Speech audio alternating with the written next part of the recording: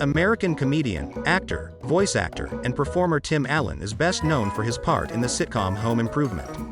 Additionally, he is well known for his screen appearances in a number of well-liked films, such as the Toy Story films, The Santa Claus, and Galaxy Quest. We'll offer you the top 10 fascinating Tim Allen facts in this episode. Number 1. Short for Richard. Allen's real name is Timothy Allen Dick, but under persuasion from the producers, he adopted his middle name as a stage persona. When Allen first began his career, he was offered a slot on a local talk show, and there was fear that his last name, Dick, might not be taken seriously and might even be a derogatory term. Allen immediately removed Dick from his stage name in order to pursue a career in comedy. Number 2. The Piano Master. Allen's early interests included classical piano. In reality, Allen took music classes in addition to theater when he was a student at Seaholm High School in Birmingham, Michigan. Shame Allen didn't succeed in being the modern-day equivalent of Beethoven or Mozart.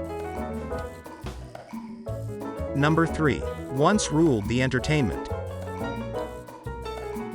1 week in November 1994 might be argued to be Allen's career high point. His movie The Santa Claus was the top-grossing movie of the year at the box office, and his book Don't Stand Too Close to a Naked Man was the #1 New York Times bestseller. Tim, it seems like you had a crazy week. Number 4. A reunion that might have been more successful. Crazy on the Outside, Allen's debut film as a director, was released in 2010. It centers on Thomas Zelda, a man who is freed from jail after doing time for movie piracy. Allen reconnected with a number of actors from previous projects, including Kelsey Grammer, Ray Liotta, Sigourney Weaver, and Julie Bowen.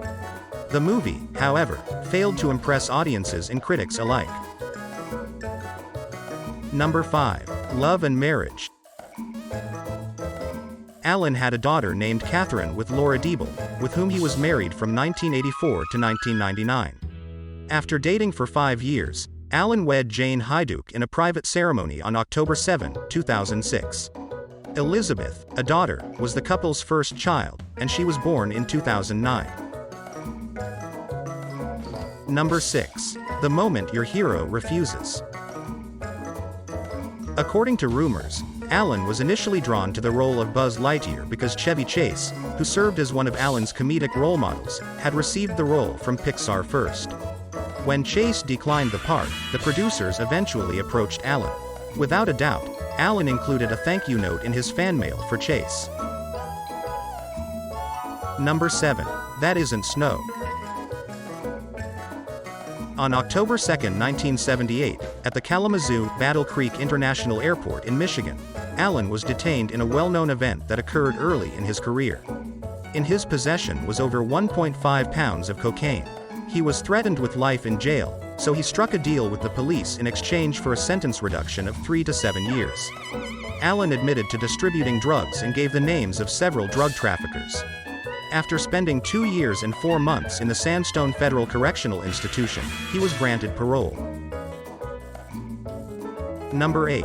Please disregard Santa's Detention. Allen nearly lost the starring role in The Santa Claus due to his criminal history. Disney, the business that made the movie, has a policy against hiring ex-offenders. With Allen's casting, they decided to make an exception, giving Allen his first leading part in a feature film as well as a hugely successful Christmas movie that resulted in 2 sequels. Number 9. A pleasant turnaround. Spending more than 2 years in prison, in Allen's own words, become a very wonderful thing for me.